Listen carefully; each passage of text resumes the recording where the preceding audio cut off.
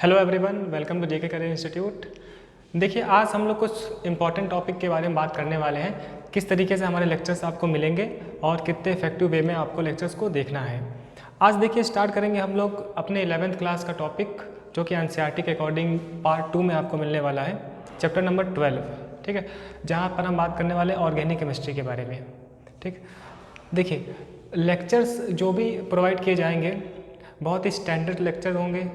एक एक चीज़ जो हमारे सिलेबस में है, थ्योरी, ठीक है, न्यूमेरिकल्स, कितना कॉन्सेप्ट आपको किस हद तक समझ में आना चाहिए, है ना, अपने लेवल्स पे, ये सारी बातें हम लोग रखने वाले हैं।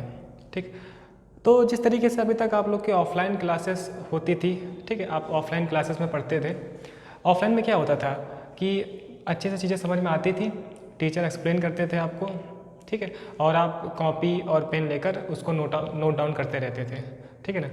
तो अब देखिए ऑनलाइन में भी हम यही सोच रहे हैं कि सेम टू सेम आपको ऑफलाइन वाला ही फील आने वाला है ना। तो आप क्या करें कि कॉपी पेन लेकर पहले बैठें आप, ठीक, और एक शांत कमरे में अकेले बैठ जाएं, ठीक है, हेडफोन ईयरफोन जो भी आपको लगाना हो लगा लें, ठीक है ना। और जो भी इम्पोर्टेंट टॉपिक्स हम बात करने वाले हैं, ठीक है, जितने भी चीज़ों पर हम बात करेंगे, जैसे कि न्यूमेरिकल्स हमारे पास हैं, थ्योरीज हमारे पास कैसे होंगी, ठीक, हम एक एक पॉइंट को नोट डाउन करते चलेंगे, ठीक, और एक एक पॉइंट जितना भी हमारे पास थ्योरी है, न्यूमेरिकल है, सभी चीज़ें हम लोग को एक एक करके समझ में आने वाली है ना। तो देखिए 11th क्लास क्या है ना कि बहुत ही इंपॉर्टेंट कुछ जनरल बातें हम लोग रख लेते हैं, उसके बाद हम लोग अपने टॉपिक्स पे आएंगे, ठीक है। 11th क्लास की अगर हम बात करें तो 11th क्लास का जो भी टॉपिक है ना, वो फिजिक्स का हो या फिर केमिस्ट्री का हो या फिर मैथ का हो, ठीक, सभी टॉपिक अपने आप में बहुत ही ज़्यादा इंपॉर्टेंट हो जाता है 12th के पॉइंट ऑफ व्यू से, है ना। क्योंकि 12th में जब हम जाएंगे ना तो वहाँ पर हर बार यही सुनने को मिलेगा, ये चैप्टर या फिर ये टॉपिक आप 11th में पढ़ चुके हो, ठीक, क्योंकि 11th ही हमारी बैकबोन है ना। और केमिस्ट्री के मामले में तो बहुत ही ज़्यादा, ठीक, जैसा कि हम जानते हैं कि केमिस्ट्री में अपन लोगों को 3 पार्ट करने होते हैं, ठीक है, physical chemistry, organic and inorganic chemistry. अभी तक हाई स्कूल में क्या था ना, जो भी हम साइंस में पढ़ रहे होते थे, साइंस में अपनी बायोलॉजी भी होती थी, उसमें फिजिक्स भी, केमिस्ट्री भी, है ना। उस केमिस्ट्री में क्या था, तीनों मिक्सचर था। हाई स्कूल में जो आपने स्टार्टिंग का पढ़ा होगा ना, जो रिएक्शन इक्वेशंस वगैरह ये सब जो चीज़ें होती हैं, वहाँ पर हम इनऑर्गेनिक की बात करते हैं, ठीक है, फिजिकल की वहाँ इतनी बातें नहीं है, फिर ऑर्गेनिक की भी बात वहाँ पर होती है, ठीक है ना। तो हाई स्कूल में तो एक ही चैप्टर अपन ने देखा था, कार्बन एंड इट्स कंपाउंड, ठीक है, थोड़ी बहुत नॉमेनक्लेचर, थोड़ा बहुत एथिल अल्कोहल और जो अपना एसिटिक एसिड के बारे में पढ़ कर वहीं पर ख़त्म हो जाता है ना। लेकिन अब क्या है, अब यहाँ पर एकदम ब्रॉडली क्लासीफाइड हो गया है। अब ऑर्गेनिक के नाम से आपको एक अलग से कॉपी बनाने की आवश्यकता है ना। एक एक टॉपिक के बारे में आपको अलग अलग कॉपी होनी चाहिए, ठीक है। जैसे कि केमिस्ट्री में अगर हम बात करें तो फिजिकल की अलग एक कॉपी होनी चाहिए, ठीक है, इनऑर्गेनिक की और ऑर्गेनिक की अलग होनी चाहिए, ठीक है, डिटेल में आपको समझने के लिए। तो हमारी तरफ से क्या है कि जितने भी टॉपिक्स हैं, है ना, जो हमारे एनसीईआरटी के पॉइंट ऑफ व्यू से हैं, एनसीईआरटी की अगर हम बात करें तो हम लोग यूपी बोर्ड की भी बात कर रहे होते हैं वहाँ पर, और सीबीएसई बोर्ड की भी बात कर रहे हैं। तो यहाँ पर जो भी इंपॉर्टेंट टॉपिक्स हैं, जितना भी सिलेबस हम लोग का एनसीईआरटी में गिवन है ना, जो हमारे स्कूल एग्ज़ाम में आ सकते हैं क्वेश्चंस, या फिर 11th में जितना मुझे पढ़ना चाहिए, है ना, आपके स्टेज पर किस हद तक हमें चीज़ें समझ में आनी चाहिए, वो सारी बात हम यहाँ पर रखने वाले हैं, ठीक है। अगर आपको कुछ भी नहीं आता है ना, अगर आपको हाई स्कूल में कुछ भी नहीं आता है ना, मान लेते हैं आपने कुछ भी नहीं पढ़ा है, तो हम बिल्कुल बेसिक से स्टार्ट करने वाले हैं। कई बच्चों को ये लग सकता है कि ये क्या कर रहे हो आप, ये तो बार बार हाई स्कूल की चीज़ें रिपीट कर रहे हो, है ना। तो हम क्या करेंगे ना, जो भी टॉपिक्स हैं कुछ नहीं छोड़ने वाले हैं, है ना, स्टार्टिंग से लेकर एक प्रॉपर वे में किस तरीके से मुझे पढ़ाना चाहिए, क्या सीक्वेंस रहता है, ठीक है, वो सभी चीज़ें हम यहाँ पर करने वाले हैं। तो आप लोग क्या कर सकते, आप लोग ऐसा करिए कि कॉपी पेन लेकर, है ना, कॉपी A4 शीट जो भी आपके पास इस समय लॉकडाउन का समय चल रहा है ना, कॉपी पेन पेंसिल जो भी आपको मिले उसको लेकर बैठे आराम से, ठीक। और जिस तरीके से हम ऑफलाइन में एक एक चीज़ नोटिस करते हैं, नोट कर लेते हैं उसे, है ना, लेक्चर में, ठीक, उस तरीके से हम लोग के लेक्चर्स आपको प्रोवाइड किए जाएंगे, ठीक। यहाँ पर क्या है कि चीज़ें हम एक्सप्लेन करेंगे, हम समझेंगे, थ्योरी समझेंगे, है ना, न्यूमेरिकल्स भी समझेंगे और अपनी कॉपी में नोट डाउन भी करते रहेंगे, ठीक है ना। और क्वेश्चन को पूछने पर आपको उधर से जवाब भी देना है ना, भले ही ऑफलाइन क्लास है, ऑनलाइन क्लास है ना, लेकिन आपको जवाब देना है, ठीक। तो देखिए सबसे पहले हम बात कर लेते हैं कि अपन लोग किस तरीके से पढ़ने वाले हैं, क्या कंटेंट प्रोवाइड करने वाले हैं हम, ठीक है, किस सीक्वेंस में मुझे पढ़ना है, ठीक, वो सारी बातें हम लोग रख लेते हैं अभी। तो इतना समझ में आता है कि मुझे 11th क्लास के बारे में बात करनी है, ठीक है, ऑर्गेनिक केमिस्ट्री की बात करनी है, जो कि हमें एनसीईआरटी के पार्ट 2 में चैप्टर नंबर 12 से स्टार्ट होता है ना। अगर आप चैप्टर पूछोगे स्पेसिफिक तो चैप्टर हमारा है organic chemistry some basic principle and techniques के नाम से आपको मिलेगा, है ना। तो देखिए अपन लोग कैसे कोर्स बनाए हैं उसके बारे में हम बात कर रहे हैं, ठीक है। अभी मैं जो कंटेंट लिखने वाला हूँ ये किसी बुक में आपको नहीं मिलेगा, ठीक, क्योंकि ये हम लोग का बनाया हुआ एक मटेरियल है, उस कंटेंट के अकॉर्डिंग हम लोग स्टडी करने वाले हैं, ठीक। तो चलिए अगर कंटेंट की बात कर लेते हैं ना कि इस पूरे चैप्टर में मुझे क्या क्या पढ़ना है, क्या क्या चीज़ें हम सीखेंगे, ठीक है, ये पूरा कंप्लीट करने के बाद कोर्स, है ना। तो हम अगर फर्स्ट टॉपिक की बात करें तो फर्स्ट मुझे थोड़ा बहुत आइडिया लेना है कि व्हाट इज़ ऑर्गेनिक केमिस्ट्री, ठीक है, कि ऑर्गेनिक केमिस्ट्री क्या है, ठीक है, मुझे क्यों पढ़नी चाहिए, क्यों पढ़ाया जा रहा है, ठीक है, ये सारे सवाल भी होते हैं बच्चों के, तो सभी चीज़ें यहाँ क्लियर होंगी, है ना। और इसी में हम बात कर लेंगे कि व्हाट इज़ ऑर्गेनिक कंपाउंड, ठीक है, ऑर्गेनिक कंपाउंड का क्या मतलब है, ठीक। तो पहला टॉपिक हमें ये कवर करना है, ठीक। नेक्स्ट टॉपिक की हम बात करें तो हम देखेंगे रिप्रेजेंटेशन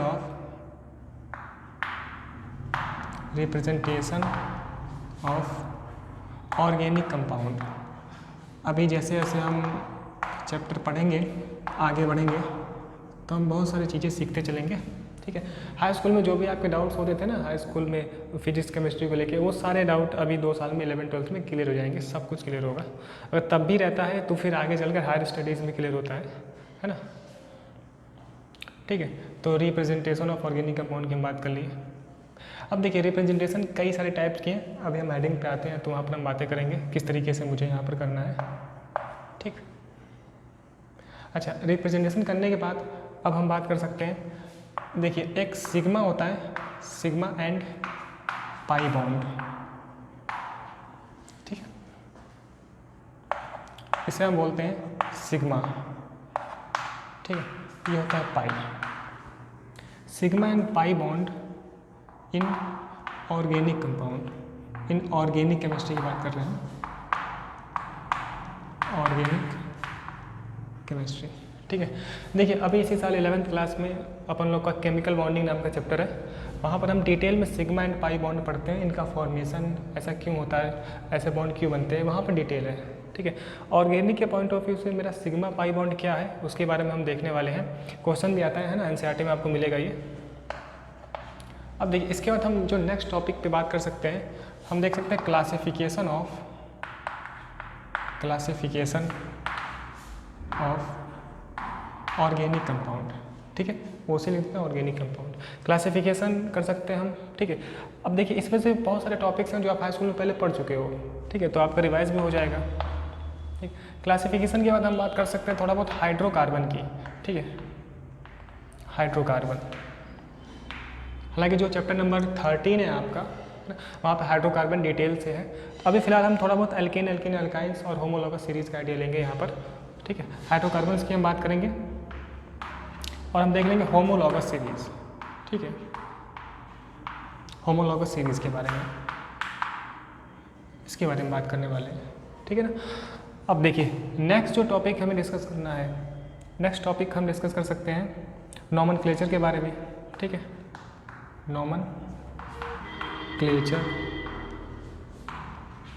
ऑफ ऑर्गेनिक कंपाउंड, ठीक है। देखिए नॉमेनक्लेचर अभी जब आप 12th क्लास में जाओगे ना तो इनऑर्गेनिक कंपाउंड का भी, कॉम्प्लेक्स कंपाउंड का भी नॉमेनक्लेचर होता है, तो अभी हमें ऑर्गेनिक के पॉइंट ऑफ व्यू से बात करने वाले हैं, ठीक है। और जितना हमारे सिलेबस में उतनी बात करेंगे हम अभी, नहीं तो फिर कॉम्पिटिटिव के पॉइंट ऑफ व्यू से बहुत सारी बातें हो सकती हैं, ठीक।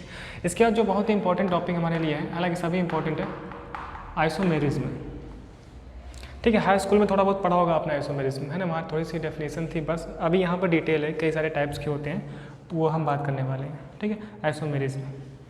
अच्छा अब देखिए 7th जो टॉपिक की हम बात कर सकते हैं, ठीक है, कुछ फंडामेंटल कॉन्सेप्ट है ना, fundamental concept of organic reaction mechanism,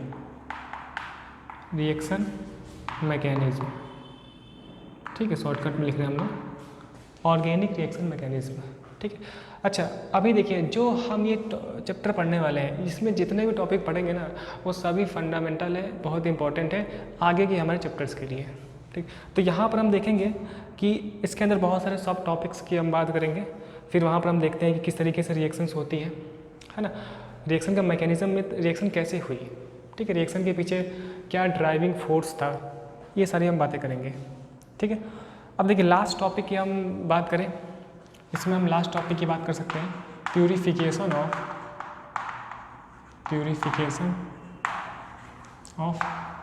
organic compound. ठीक है, तो लास्ट टॉपिक हम बात करेंगे purification of organic compound, purification. ठीक है, तो इतना कुछ सिलेबस ख़त्म करने के बाद, ठीक है, हमारा जो चैप्टर नंबर 12 है वो ख़त्म हो जाएगा। ठीक है, अभी इसके अंदर बहुत सारे सब हेडिंग्स हैं, बहुत सारे टॉपिक्स की हम बात करेंगे, ठीक है, जो कि डिटेल आपको मिलने वाला है ना। फिर इसके बाद जो चैप्टर आता है ना, वहाँ पर हम देखते हैं हाइड्रोकार्बन्स, जो एल्केन्स, एल्काइंस हैं, वहाँ पर उनकी रिएक्शंस होती है ना, physical property, chemical property, method of preparation. ठीक, फिर अपन लोग का 11th का ऑर्गेनिक का पार्ट खत्म होता है। ठीक, फिर हम स्टार्ट करते हैं 12th का ऑर्गेनिक, है ना। अच्छा, 12th का ऑर्गेनिक तभी समझ में आएगी जब आपका 11th का ऑर्गेनिक अच्छे से स्ट्रॉन्ग है। ठीक है ना, जितने भी टॉपिक्स यहाँ पर हम लोग लिख रहे हैं एक एक करके अच्छे से पढ़ते चलेंगे। ठीक है, कोई प्रॉब्लम्स नहीं होने वाली। ठीक है, तो सबसे पहले आप थोड़ा नोट डाउन कर लें कि हम आखिरकार क्या कंटेंट पढ़ने वाले हैं आने वाले समय में, किस तरीके से हमारी पढ़ाई होगी। तो पहले आप इस, है ना, सिलेबस को नोट कर लें, उसके बाद हम बात करते हैं। पहले हेडिंग उठाते हैं, फिर एक एक चीज़ों को नोट डाउन करेंगे, समझेंगे अच्छे से। ठीक, तो आप वीडियो पॉज करें और इसको लिखिए, फिर हम आगे बढ़ते हैं। ठीक है ना, चलिए।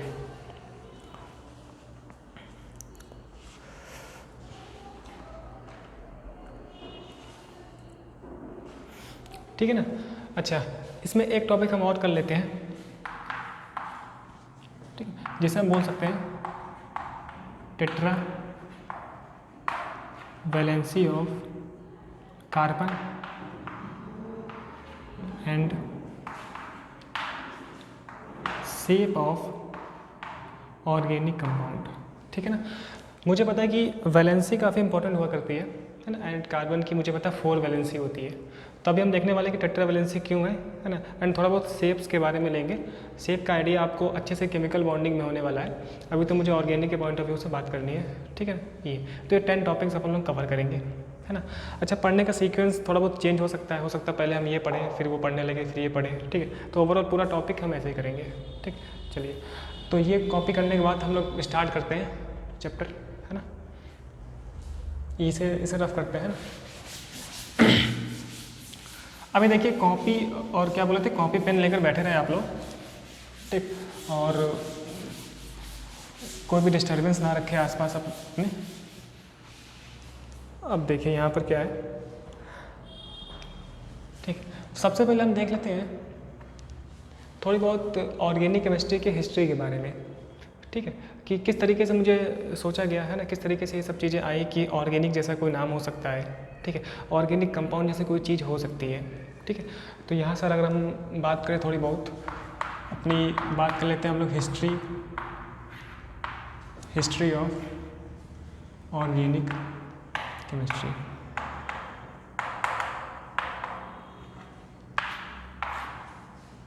ठीक है, देखिए हिस्ट्री की अगर हम चर्चा करें तो ऑलमोस्ट 100 ईयर्स, है ना, लगभग 100 साल पहले की हिस्ट्री है हमारी ऑर्गेनिक की। अच्छा, ये उस समय की बात है ना जब हमारे पास केवल 2 टाइप से कंपाउंड हुआ करते थे, है ना। एक तो ऐसे कंपाउंड थे जो अर्थ क्रस्ट से मिलते थे, है ना, जो आप लोगों ने पढ़ा होगा हाई स्कूल में मेटलर्जी, है ना। वहाँ हम क्या देखते हैं कि जो धरती से निकालते हैं हम लोग, ज़मीन खोद कर जो हमारे पास मेटल्स होते हैं, मटेरियल होते हैं, है ना। तो हमें क्या होता था कि 2 टाइप के कंपाउंड्स थे।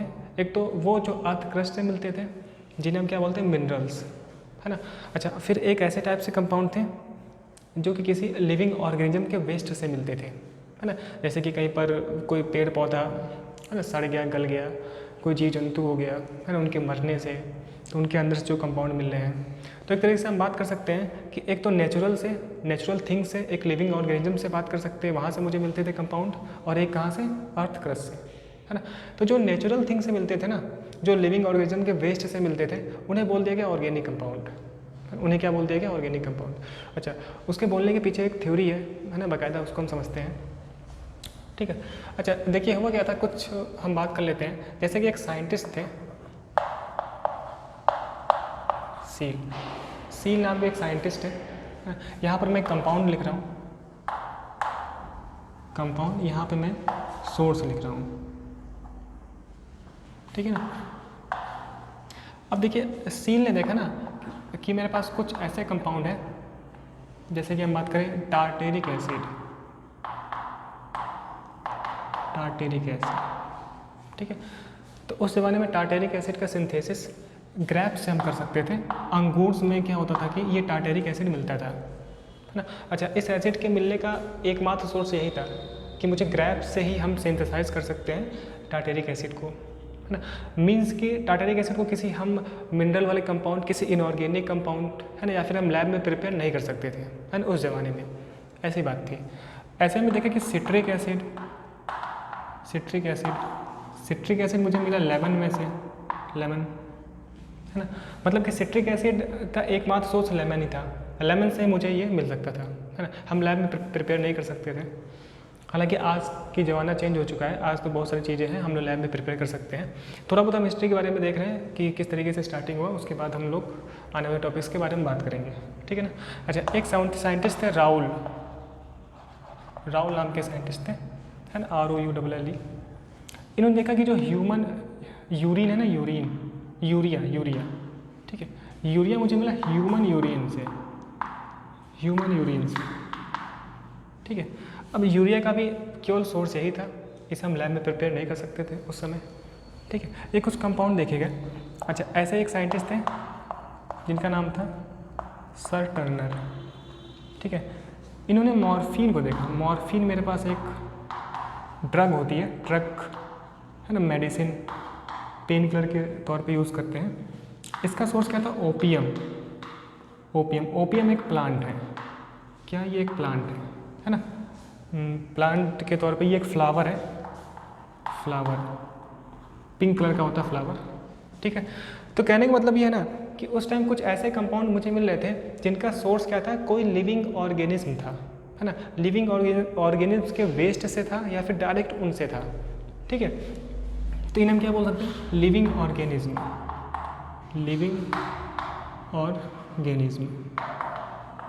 है ना। मतलब कि इन कंपाउंड को हम लैब में प्रिपेयर नहीं कर पा रहे थे और ना ही किसी इनऑर्गेनिक वाले मटेरियल से हम प्रिपेयर कर रहे थे, है ना। अच्छा इन सभी कंपाउंड को, जो ये कंपाउंड थे और भी बहुत सारे, उन्हें क्या बोल दिया गया, ऑर्गेनिक कंपाउंड, क्योंकि इनका सोर्स क्या था, लिविंग ऑर्गेनिज्म। अच्छा इन्हें क्या बोल दिया गया, ऑर्गेनिक कंपाउंड, ठीक है। अच्छा ऐसा ही क्यों होता है कि ये इनका सोर्स केवल यही है, लैब में प्रिपेयर नहीं कर पा रहे हैं, ठीक। तो इसके पीछे बर्जीलियस नाम के एक साइंटिस्ट थे। बर्जीलियस ने एक थ्योरी बनाई और अपने थ्योरी के अकॉर्डिंग उन्होंने ये समझाया कि ऐसा क्यों है कि इनका सोर्स केवल नेचुरल थिंग्स ही है ना। तो हम उस पर आ जाते हैं, थोड़ा बहुत उसको आप ज़रा कॉपी कर लें, ठीक है। इधर बात कर लेते हैं। देखिए एक साइंटिस्ट थे बर्जीलियस नाम के,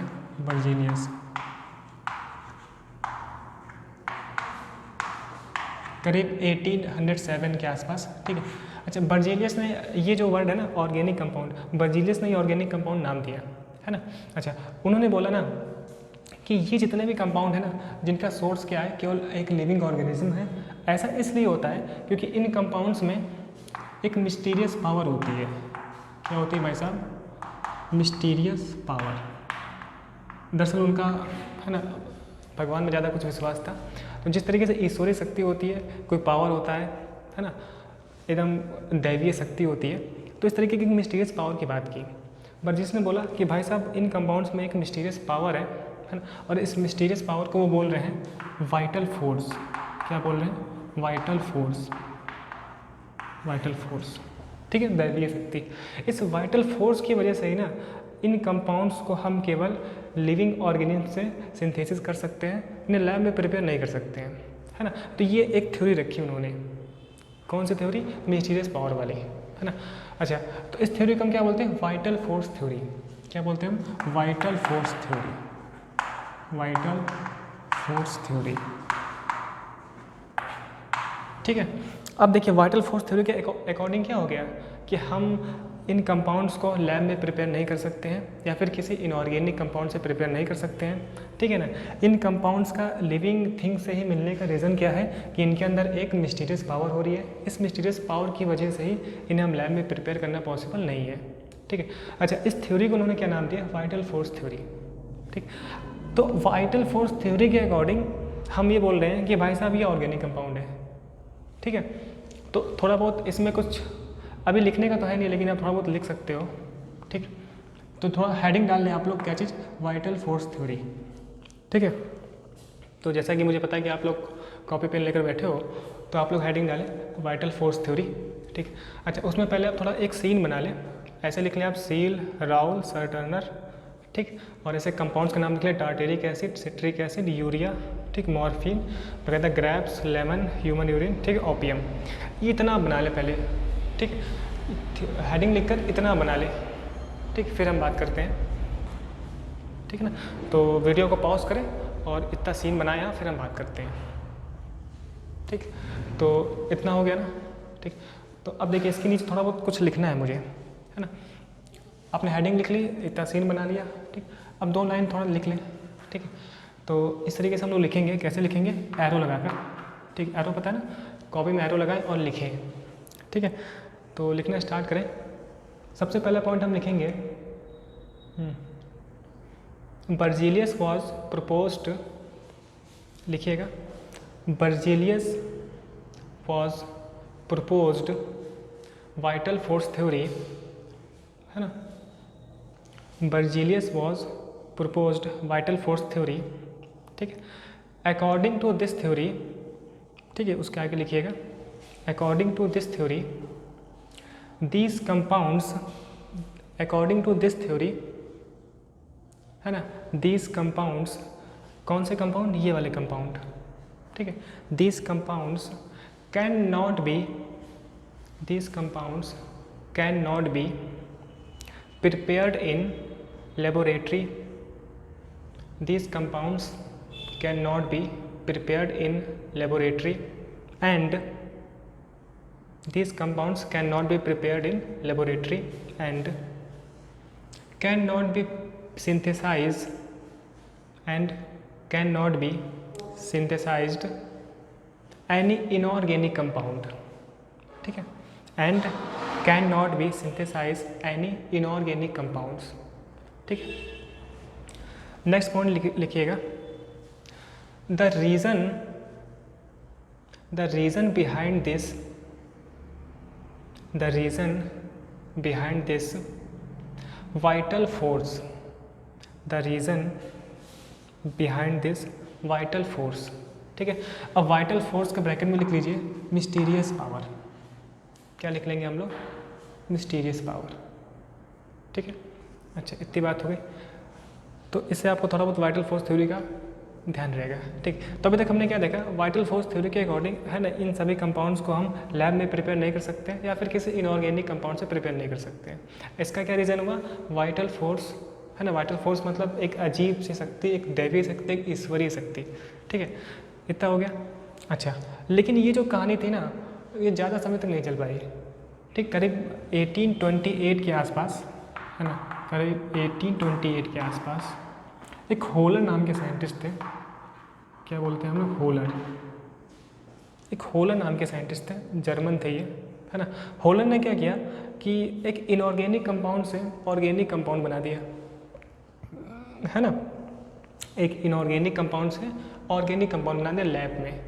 अभी तक ऐसा नहीं होता था, ठीक, अभी तक तो ऐसा पॉसिबल था ही नहीं, है ना। तो फिर इस वाइटल फोर्स थ्योरी को बहुत बड़ा धक्का लगा कि भाई साहब ये क्या हो गया, है ना, ऐसा तो नहीं होना चाहिए था ना। अच्छा, उस समय बर्जीलियस का बहुत बड़ा नाम था, है ना। बर्जीलियस एक बहुत ही अच्छे साइंटिस्ट थे, बहुत बड़ा नाम था उनका। तो ये ऑर्गेनिक कंपाउंड से इन्हें हम बोलेंगे, ऐसी मिस्टीरियस पावर होती है, शक्ति होती है, लोगों ने ऐसा मान लिया क्योंकि एक ही साइंटिस्ट थे, बहुत बड़ा नाम था इनका, ठीक। लेकिन जब होलर ने ऐसा किया ना कि एक इनऑर्गेनिक कंपाउंड से ऑर्गेनिक बना दिया, तो भाई साहब वाइटल फोर्स थ्योरी को धक्का लगा, फिर थ्योरी डिस्कार्ड कर दी गई कि भाई साहब ऐसा नहीं होता है ना। आजकल तो बहुत सारे कंपाउंड हैं जिन्हें हम लैब में प्रिपेयर कर रहे हैं, है ना। स्कूल में एग्ज़ाम्स भी होते हैं, मतलब लैब होती है, लैब में प्रिपेयर भी करते हो आप, ठीक है। ये सारी चीज़ें हो रही होती हैं। अच्छा, तो फिर ऑर्गेनिक कंपाउंड किन्हें बोलेंगे हम? है ना। अभी तक ऑर्गेनिक कंपाउंड बोलने का सिग्निफिकेंस क्या था, वाइटल फोर्स थ्योरी। बर्जीलियस के अकॉर्डिंग हम ऑर्गेनिक कंपाउंड बोल लेते हैं, क्यों, क्योंकि वाइटल फोर्स थ्योरी थी वहाँ पर, मिस्टीरियस पावर की बात कर रहे थे हम। तो अगर ये थ्योरी नहीं रही, ऑर्गेनिक कंपाउंड के बोलने का पीछे का सिग्निफिकेंस नहीं रहा, तो हम ऑर्गेनिक कंपाउंड किन्हें बोलेंगे, है ना। मतलब कि मोस्ट जो मॉडर्न डेफिनेशन है वो क्या है, ठीक है, उस पर अभी हम आते हैं। तो जब भाई साहब पहली बार होलर ने बनाया होगा, है ना, ऑर्गेनिक कंपाउंड, तो वो काफ़ी इंपॉर्टेंट है ना, वो पहला है। तो पहला तो आप भाई साहब पूछ सकते हैं पेपर में, है ना, कि the first compound was prepared in laboratory, organic compound, है ना, तो वो क्या होगा, उसकी बात करते हैं हम लोग, ठीक। तो इतना बहुत हो गया, ये थोड़ा बहुत हिस्ट्री की बात है।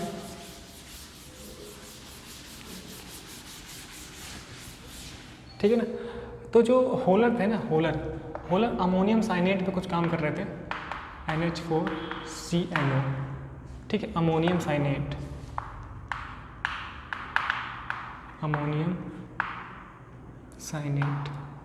ठीक है, इसको इन्होंने हीट किया, है ना। बोलते हैं कि शायद गलती से हो गया था, गलती से इन्होंने हीट कर दिया, हीट करने से यूरिया बन गया भाई साहब,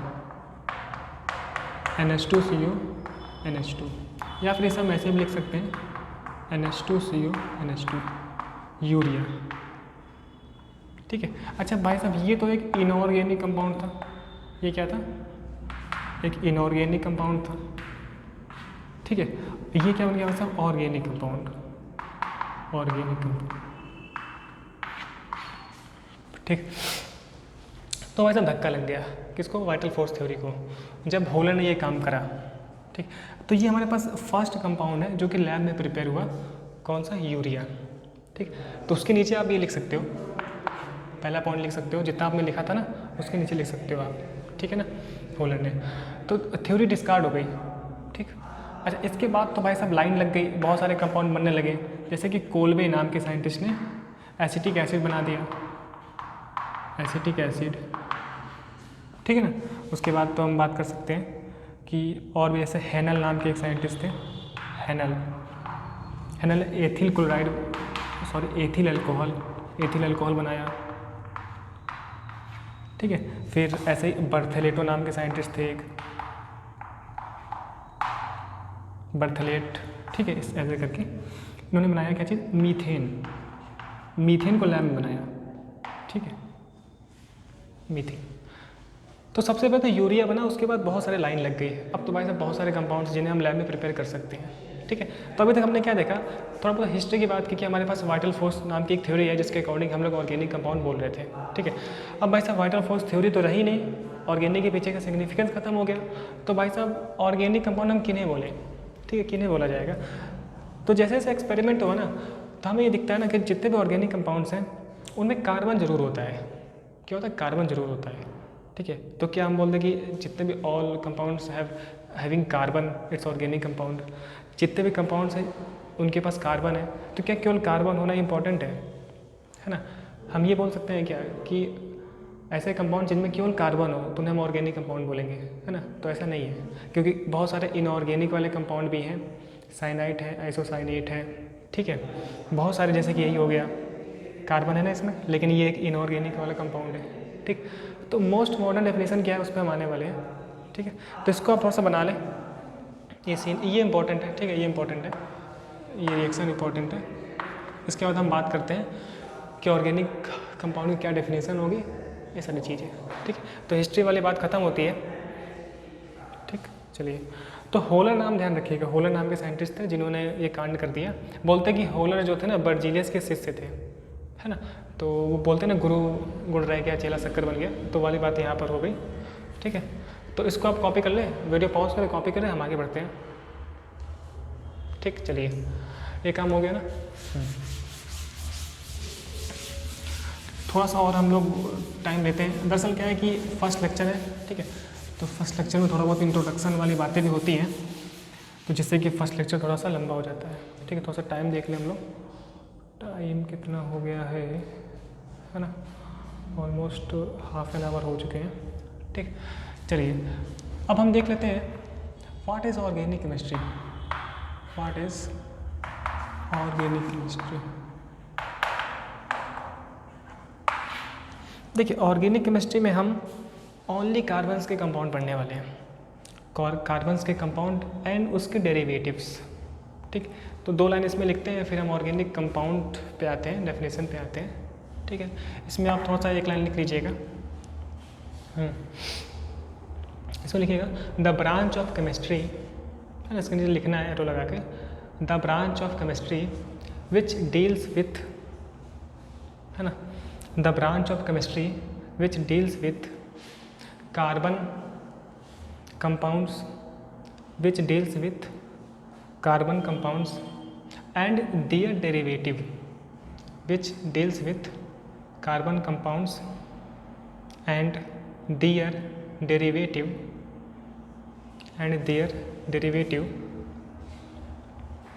ब्रैकेट में लिख सकते हैं आप हाइड्रोकार्बन, ब्रैकेट में लिख लें आप hydrocarbon and their derivative, bracket में हाइड्रोकार्बन, ठीक है, कॉमा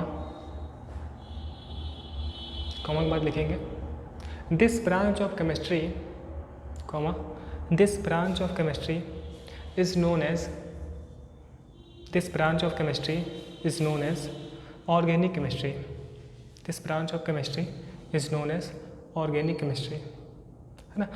तो अभी एक सिंपल सा आइडिया हमने लिया कि ऑर्गेनिक केमिस्ट्री में हमें क्या पढ़ना है, जितने भी कार्बन के कंपाउंड्स हैं ना। अच्छा, मुझे पता है कि पीरियोडिक टेबल में बहुत सारे एलिमेंट हैं, है ना, लेकिन अगर हम एक मोटा मोटा हिसाब लगाएं, कार्बन को छोड़कर जितने भी एलिमेंट्स हैं ना, मान लीजिए वो 50 लाख बनाते हैं कंपाउंड, तो अकेले कार्बन ही 10 मिलियन बनाता है कंपाउंड।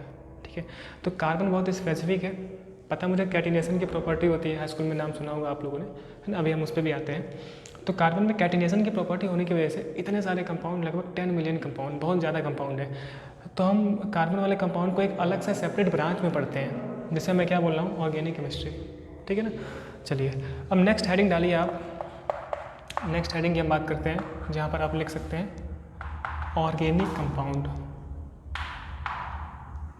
ऑर्गेनिक कंपाउंड, ठीक है ना। नेक्स्ट हेडिंग लिखिए आप ऑर्गेनिक कंपाउंड। ठीक, इसमें आप लिख लें जरा, पॉइंट लिखे, हाइड्रोकार्बन्स, है ना, पॉइंट नोट डाउन करें, hydrocarbons and their derivative, hydrocarbons and their derivative are known as organic compound. ठीक है, hydrocarbons and their derivative are known as organic compound.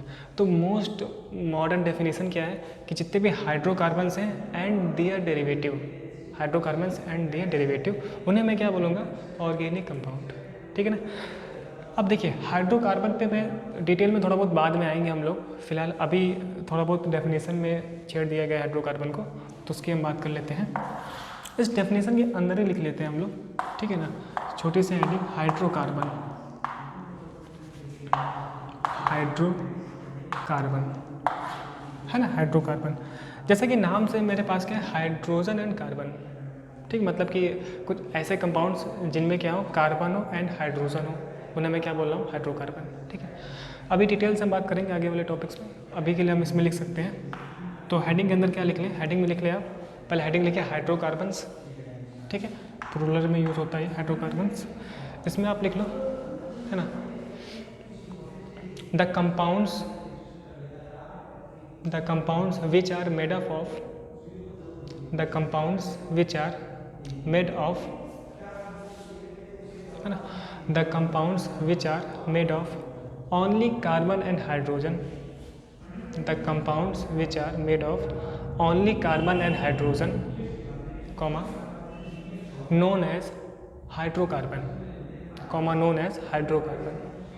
ठीक है ना, एग्जाम्पल लिखते हैं हम लोग, कॉमा, नोन एज हाइड्रोकार्बन।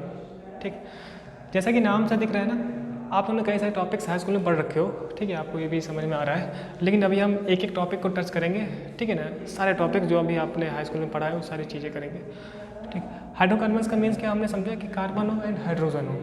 ठीक, तो एक एग्जाम्पल अगर हम देखते हैं, CH4, क्या बोल रहे हैं भाई साहब, मीथेन। CH4 का मतलब क्या, मीथेन है।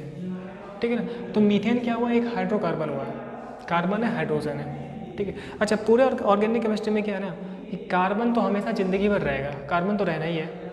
ठीक है, मुझे पता है कार्बन की वैलेंसी 4 होती है एंड हाइड्रोजन की 1 होती है।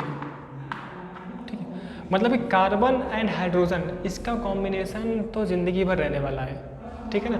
मतलब कि कार्बन हाइड्रोजन तो भाई साहब फिक्स है कि पूरे ऑर्गेनिक केमिस्ट्री पढ़ते वक्त हम कार्बन हाइड्रोजन का नाम चीख कर लेंगे, है ना। अच्छा, इसके अलावा क्या क्या हो सकते हैं?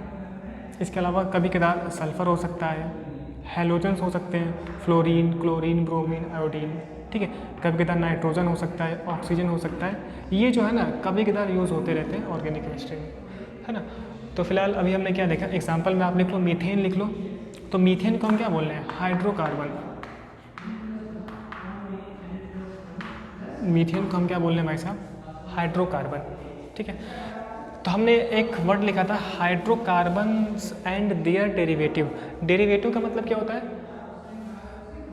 ना, जो हाइड्रोकार्बन से बना हो। जैसे मैंने क्या बोल रहा हूँ, हाइड्रोकार्बन का डेरिवेटिव, मतलब कि हाइड्रोकार्बन में कुछ चेंज करूँगा, कुछ मॉडिफाई करूँगा, और जो बनने वाला नया कंपाउंड है उसे मैं क्या बोल रहा हूँ? डेरिवेटिव, ठीक है। तो जैसे कि अगर हम ऐसे देख लें, ऐसे बात कर लें कि मेरे पास CH4 था, ठीक है, मीथेन था, इसमें से एक हाइड्रोजन मैं हटा देता हूँ, ये है ना, ये एक समझाने के लिए, हालांकि ऐसा होता नहीं है। निगेटिव साइन में लिखा हूँ, मतलब माइनस कर दिया हाइड्रोजन, इसकी जगह मैं कोई हेलोजन लगा दिया, हेलोजन प्लस मतलब हेलोजन मैंने ऐड किया, मान लीजिए इसको मैंने हटाया, ये मीथेन था, इस समझने के पर्पज़ से, ठीक है। और मैं क्या करता हूँ, यहाँ पर कोई हेलोजन लगाता हूँ, ठीक। तो ये भाई साहब क्या था? हाइड्रोकार्बन। हाइड्रोकार्बन से मैंने चेंज किया, क्या बनाया? उसका डेरिवेटिव। इसे मैं क्या बोल रहा हूँ? डेरिवेटिव। तो मैं इसे बोलता हूँ डेरिवेटिव ऑफ हाइड्रोकार्बन, ठीक है।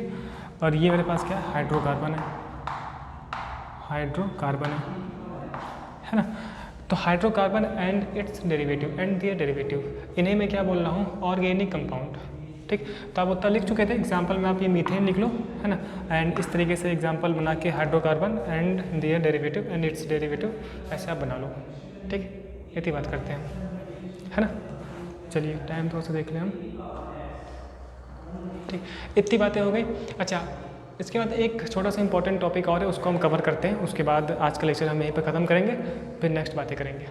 तो अभी हमने देखा कि केवल कार्बन ही इतने ज़्यादा कंपाउंड्स क्यों बना रहा है, क्योंकि कार्बन में कैटिनेशन की प्रॉपर्टी है ना। कैटिनेशन का मतलब भी आप जानते हो, ठीक है। उसको हम एक बार कर लेते हैं फॉर्मेलिटी के लिए, उसके बाद बात करते हैं।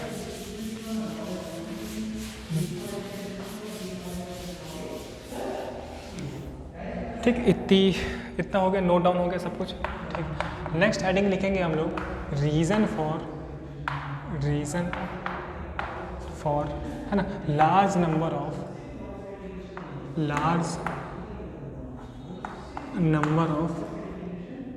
है ना कार्बन्स कंपाउंड बोले हम, large number of organic compound, ठीक है। सो reason for large number of organic compound. अब भाई साहब रीज़न इसका क्या है? रीज़न मुझे पता है, कैटिनेशन रीज़न इसका है। देखिए कैटिनेशन की प्रॉपर्टी क्या होती है, अगर कोई एलिमेंट है, ठीक है ना, एलिमेंट का सेम एटम की कोवैलेंट बॉन्ड बनाने की टेंडेंसी, ठीक है, सेम एटम की कोवैलेंट बॉन्ड बनाने की टेंडेंसी, जिससे कि एक मुझे स्ट्रेट चेन मिल जाए, दिख रहा है, एक स्ट्रेट चेन मिल जाए, या फिर आप बोले साइड चेन मिल जाए। स्ट्रेट चेन तो ये हो गई ना, ये क्या होगा? स्ट्रेट चेन, ठीक है। कार्बन की क्या है ना, 4 वैलेंसी होने की वजह से, है ना, 4 वैलेंसी में क्या है कि बहुत ज़्यादा स्टेबल होता है, लेस एनर्जी ग्रेटर स्टेबिलिटी, ठीक, केमिस्ट्री में चलता है।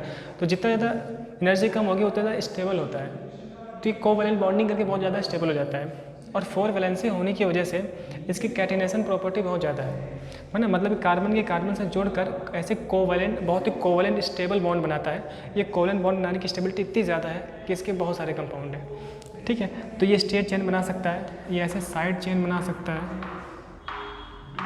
ठीक है, या फिर साइकिल भी बना सकता है। कार्बन इस तरीके से भाई साहब साइकिल भी बना सकता है, इस तरीके से हम बात कर लें। ठीक है, ये देखो आप 4 वैलेंसी होती है कार्बन की,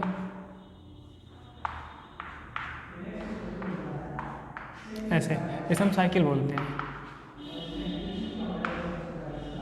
ठीक है, तो एक ऐसी टेंडेंसी, ठीक है, जिससे क्या हो रहा है कि सेम एलिमेंट की एक स्टेबल कोवैलेंट बॉन्ड बनाने की, जिससे कि मुझे स्टेट चेन मिल रहा है, साइड चेन मिल रहा है, या फिर साइक्लिक कंपाउंड बनाने की जो टेंडेंसी है, इसी टेंडेंसी को मैं क्या बोल रहा हूँ, कैटिनेशन।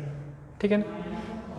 अच्छा देखो, सेम एलिमेंट हो सकता है, हमारे केस में वो एलिमेंट कार्बन है, ठीक है, डिफरेंट भी हो सकता है, लेकिन अभी हमें कार्बन के बारे में ही पढ़ना है। ठीक, तो ये हमारे पास क्या बन गया, ये जो प्रॉपर्टी होती है, इस प्रॉपर्टी को मैं क्या बोल रहा हूँ, कैटिनेशन। इसके through state chain, side chain या फिर साइकिल बन सकता है हमारा। ठीक है ना। चलिए इसको जरा सा कॉपी कर ले, फिर नीचे डेफिनेशन लिख लेते हैं हम लोग कैटिनेशन की, फिर आज का लेक्चर नहीं रोक लेते हैं, है ना। ये इसको कॉपी कर लिया, है ना। तो थोड़ा सा डेफिनेशन लिख लेते हैं इसकी, डेफिनेशन लिखिएगा इसकी। ठीक है, दरअसल नोट्स क्या है ना, फ़ोन में रहते हैं, तो वहीं से नोट्स से बातें करेंगे हम लोग। डेफिनेशन लिखिएगा, एरो लगा के लिखेंगे हम लोग। The property of element, the property of element, है ना। कैसे लिखना है सर, इतना आप लोग क्या करें, कॉपी कर लें, ऐसे सीन बना लें। ठीक है। अच्छा, ये वैलेंसी के बारे में थोड़ी बहुत हम बात कर लेंगे कि कार्बन की वैलेंसी 4 होती है, नाइट्रोजन की कितनी 3 होती है ना, ऑक्सीजन की 2 होती है ना, ऐसे करके। तो डिटेल से वैलेंसी की बात करेंगे हम केमिकल बॉन्डिंग में। अभी ऑर्गेनिक में जितना मुझे इंपॉर्टेंट है, जितना हमारे लिए ज़रूरत है, जितनी नीड है, उतनी की हम बात करेंगे। ठीक है, ऐसे दिख रहा है ना, 1 2 3 4, 1 2 3 4 वैलेंसी हर जगह है, तो इसे हम बॉन्ड बोलते हैं, है ना। तो इसे, तो इसको कर लिया, फिर नीचे लिखें, क्या लिखेंगे हम लोग, the property of element due to which, the property of element due to which it forms covalent bonds, it forms covalent bonds.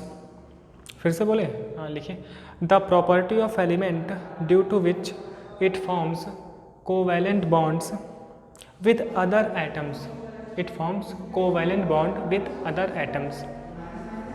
ठीक है, फिर से चलिए, फिर से, the property of element due to which it forms covalent bonds with other atoms of the same element.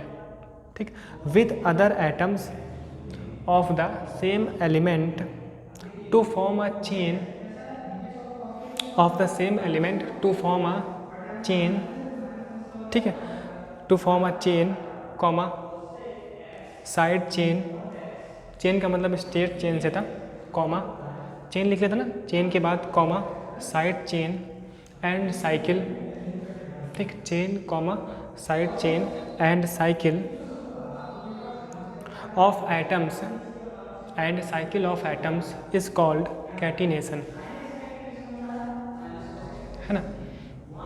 And cycle of atoms is called catenation. ठीक है, समझ में आ गया।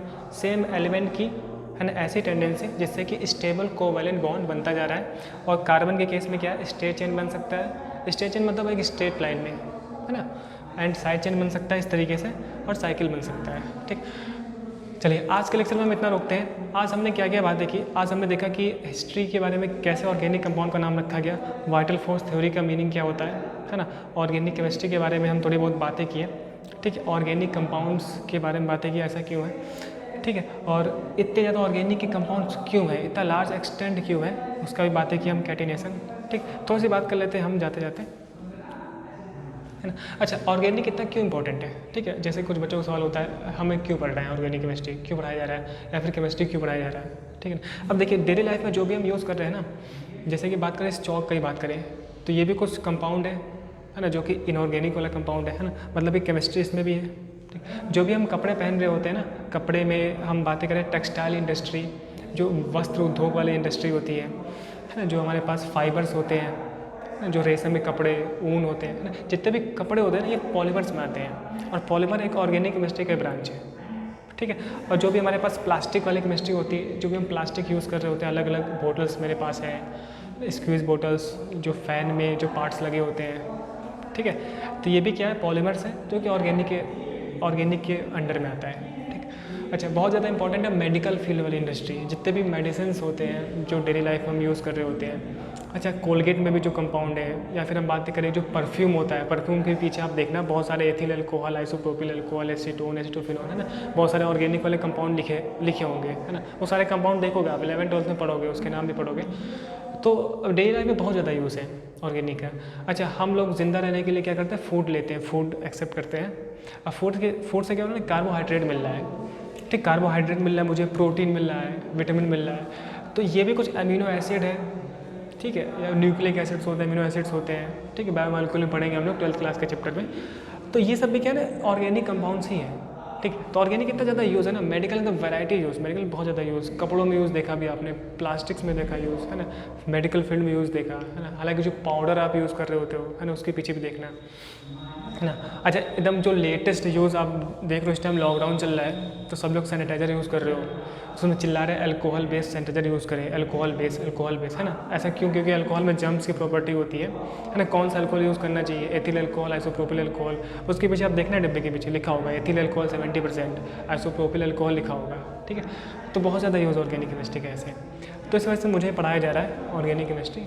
तो ये इंपॉर्टेंस हो गया ऑर्गेनिक केमिस्ट्री की, इंपॉर्टेंस क्या है, ठीक। चलिए धीरे धीरे बातें करेंगे हम लोग, और इसके बाद जो नेक्स्ट टॉपिक की बात करेंगे हम, रिप्रेजेंटेशन की बात करेंगे, टेट्रावैलेंसी की बात करेंगे, ठीक। फिर एनसीईआरटी से क्वेश्चन लेंगे, और जो भी न्यूमेरिकल्स तो खैर यहाँ होते नहीं है ना। ऑर्गेनिक में क्या न्यूमेरिकल्स नहीं होता है, कॉन्सेप्ट होगा, रिएक्शंस होंगे, मुझे ध्यान में रखना होगा, है ना। फिजिकल केमिस्ट्री में क्या न्यूमेरिकल रहता है, फिजिकल में काफ़ी अच्छा है ना, उसमें रिमिकल होता है।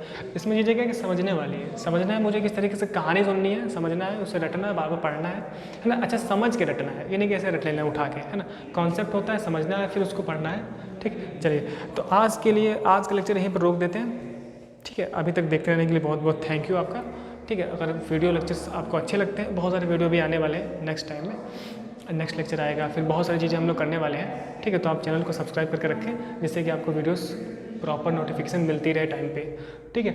तो चलिए आज का लेक्चर हम यहीं रोकते हैं, फिर अब मिलते हैं नेक्स्ट लेक्चर में, तब तक के लिए बहुत बहुत थैंक यू।